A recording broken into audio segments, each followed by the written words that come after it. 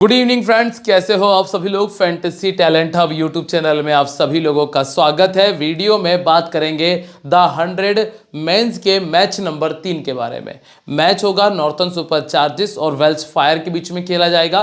किन खिलाड़ियों पे नज़र रखनी है उसके बारे में बात करेंगे। बहुत सारे ऐसे प्लेयर हैं जो अभी उपलब्ध नहीं है, उनके अलावा ऐसे कौन कौन से खिलाड़ी हैं जो आपके मैच विनिंग कॉम्बिनेशन में ज़रूरी है, उसके बारे में डिस्कस करने वाले हैं। वीडियो को ध्यान से देख लीजिएगा, आप और हम मिलकर एक ज़बरदस्त टीम तैयार करने वाले हैं। तो चलिए दोस्तों, शुरुआत करते हैं। लाइक के साथ में वीडियो का आगाज़ करिएगा और साथ में एक अच्छा सा कमेंट करके बता देना कि वीडियो कैसा लगा है आपको। तो सबसे पहले अगर हम बात करेंगे वेन्यू के बारे में, लेकिन एक बात का ज़रा ध्यान रखना दोस्तों, जब टॉस होगा ना, टॉस के बाद में मैं आपको दूंगा अपनी फाइनल टीम, जिसके साथ में मैं खुद भी खेलूंगा स्मॉल लीग में।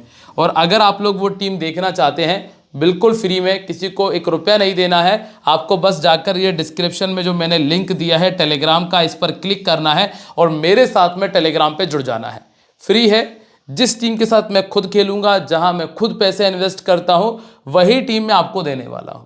तो टेलीग्राम पर जाकर ज्वाइन कर लेना, डिस्क्रिप्शन और कमेंट सेक्शन में लिंक दिया है। अब बात करते हैं सबसे पहले मैदान के बारे में। मैच होगा हेडिंगले लीड्स में। इस मैदान के ऊपर टोटल जो मैचेस खेले गए हैं वो है 76। पहले बैटिंग करने वाली टीम ने 48 मैचेस को विन किया है और ये जो ग्राउंड है ये अच्छा खासा बैटिंग विकेट है। यहाँ पर आपको बल्लेबाज कमाल करते हुए नजर आएंगे, क्योंकि 181 का एवरेज स्कोर आपको देखने मिलता है। हालांकि ये T20 का एवरेज स्कोर है, अगर हम द 100 का मान के चलें तो लगभग 165 से 170 का स्कोर आपको देखने मिल जाएगा। यहाँ पे लास्ट मैच 111 बना था, उसके पहले 167 का स्कोर है, उसके पहले 185 का स्कोर है और यहाँ पर 146 का स्कोर पहले बन चुका है। स्कोर करने वाला player number 5 Ravi Bopara, number 4 Brook 58 बनाया था, नंबर 2 पर आए थे टॉम बेंटेन जिसने 66 का स्कोर किया। यहाँ पे कायरन पोलार्ड थे, नंबर 7 पर बैटिंग कर रहे थे, 37 का स्कोर किया। दोस्तों, अगर हम स्कोर करने वाले प्लेयर को देखें तो कंसिस्टेंसी नहीं है।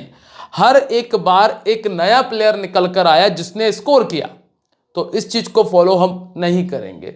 सेकेंड इनिंग में अगर हम देखेंगे तो यहाँ पे ग्राहम क्लार्क ओपन कर रहे थे, निकोलस पूरन नंबर 3 पर बैटिंग कर रहे थे, यहाँ पे मैथ्यू हर्स्ट ओपन कर रहे थे और बेन डुआर्सिस जो कि नंबर 8 पर बैटिंग कर रहे थे। 4 में से 3 मैचेस में ऐसा हुआ है जब टॉप ऑर्डर ने स्कोर कर दिया। तो सेकेंड इनिंग के टॉप ऑर्डर पर हम नजर बना सकते हैं, इसको हम अपनी टीम में लेकर चल सकते हैं।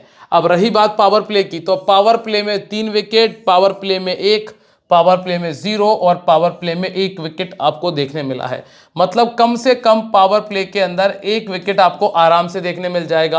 अब सेकेंड इनिंग की बात कर लेते हैं। यहाँ पर कोई विकेट नहीं है, यहाँ पर पावर प्ले में कोई विकेट नहीं है, यहाँ पर भी कोई विकेट नहीं है और अगर आप यहाँ पर देखोगे तो 1 विकेट आपको देखने मिलेगा। और यही रीज़न है पावर प्ले में विकेट नहीं आया, इस वजह से टॉप ऑर्डर ने स्कोर किया है।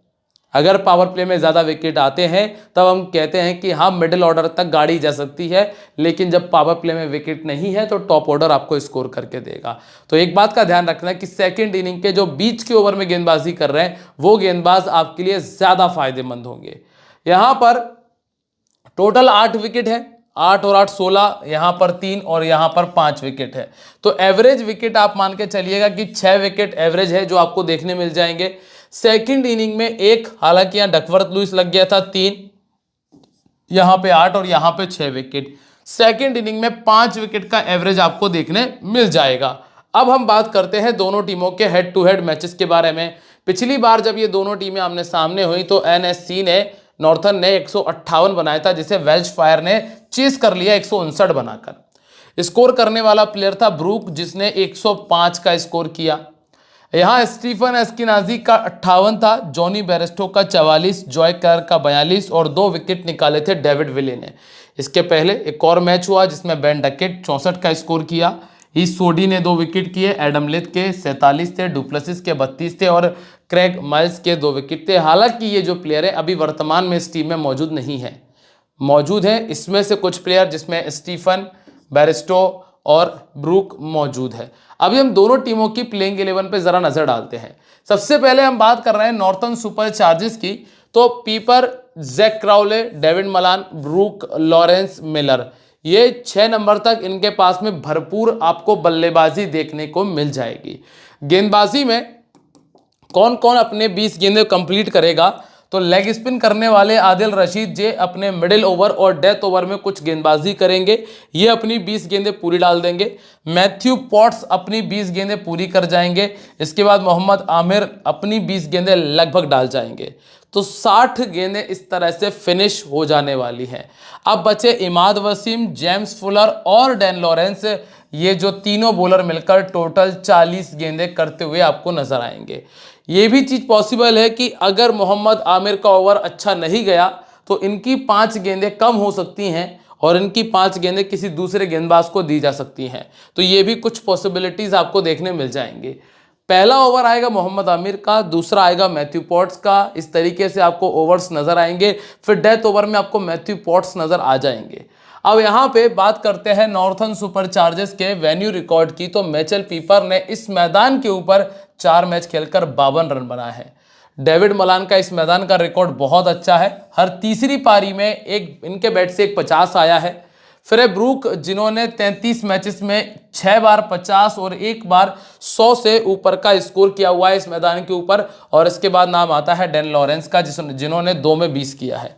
जेम्स फुलर 1 पारी 2 विकेट, इमाद वसीम 1 पारी 1 विकेट, आदिल रशीद के पास में 51 विकेट हैं। तो 12 विकेट निकाले हैं मैथ्यू पॉट्स ने। अभी यहाँ पर ना पहला नाम है मिचेल पीपर का, जिसने अपनी 20 इनिंग में 454 रन बनाए, एवरेज है 24 का और स्ट्राइक रेट है 152 का। 4 बार 50 से ऊपर का स्कोर है। मात्र 5% लोगों ने टीम में रखा हुआ है।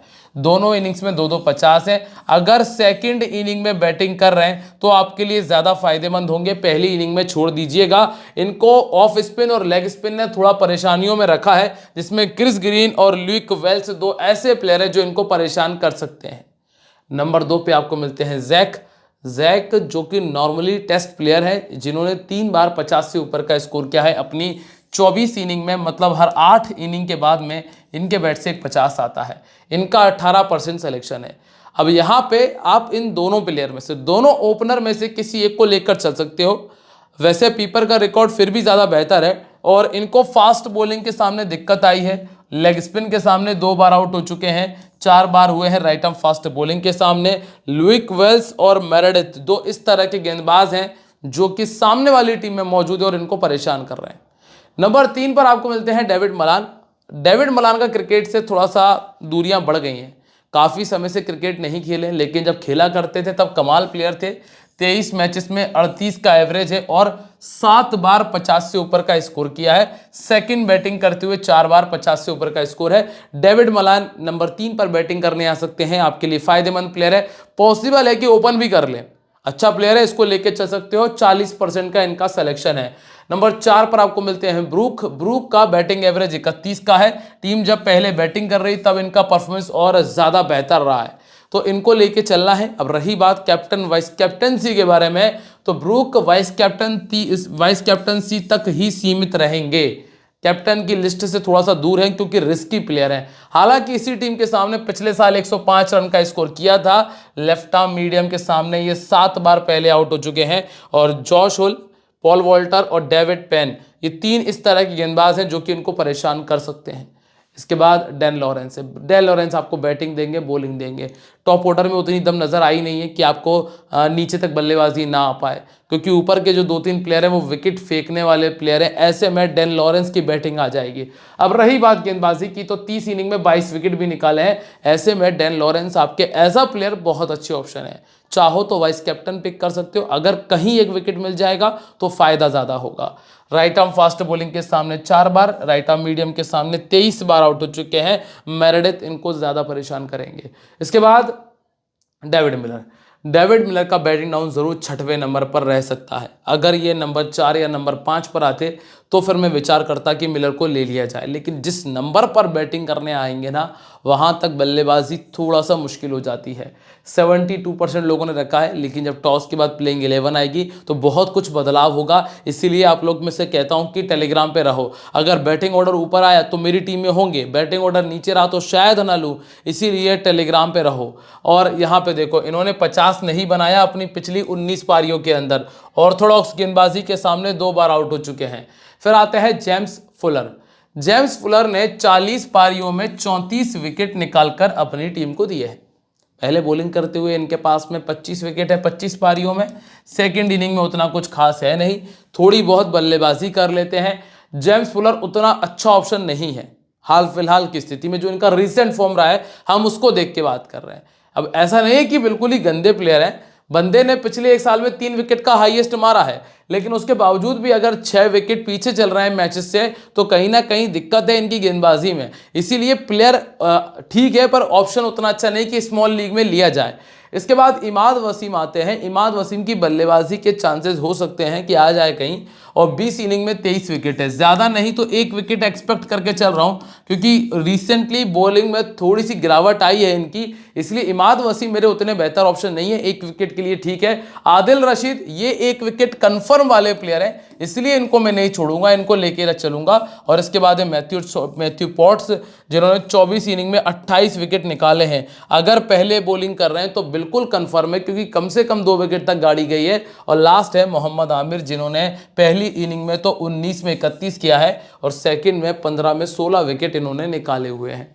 अब बात कर लेते हैं वेल्च फायर की। Welsh Fire, Jonny Bairstow, Tom Kohler, Cadmore, Steven Smith, Tom Abell, Stephen Eskinazi, Luke Wells, Paul Walter, Green, Meredith, David Payne और जॉश हुल आपको नजर आते हैं। नई गेंद के साथ में आपको गेंदबाजी मिल जाएगी डेविड पेन की, इसके साथ में आपको जॉश हुल मिल जाएंगे, पॉल वॉल्टर मिल जाएंगे।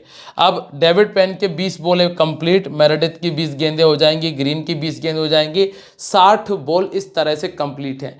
अब बची 40, तो जॉश हुल, पॉल वॉल्टर और लुइक वेल्स मिलकर ये 40 गेंदों को कंप्लीट करेंगे। अब इस मैदान के ऊपर जॉनी बेयरस्टो ने 20 मैच खेलकर 580 रन बनाए और एवरेज है 34 का, 4 बार 50 से ऊपर का स्कोर है। टॉम कॉलर, कैडमोरे का 29 का बैटिंग एवरेज और 6 50 है। बाकी नीचे के प्लेयर्स में स्टीफन ने 1 50, लुइक वेल्स का 50 नहीं है और ना ही पॉल वॉल्टर का है। गेंदबाजी में पॉल वॉल्टर के पास में 5 विकेट हैं, क्रिस ग्रीन के पास में 3 में 8 हैं और एक ही विकेट निकाला है डेविड पेन और जॉश हुल ने। अभी सबसे पहले दोस्तों जॉनी बेयरस्टो और टॉम कॉलर, कैडमोरे 2 ऑप्शन आपको मिलते हैं और दोनों ही बड़े कमाल के ऑप्शन हैं, बड़े कमाल के ऑप्शन है। तो दोस्तों यहाँ ना एक रिस्क है कि आप किसको छोड़ के जाओगे, क्योंकि जो जॉनी बेयरस्टो हैं इन्होंने 17 इनिंग में सिर्फ 2 ही 50 किए हैं, एवरेज लेकिन फिर भी 33 का है।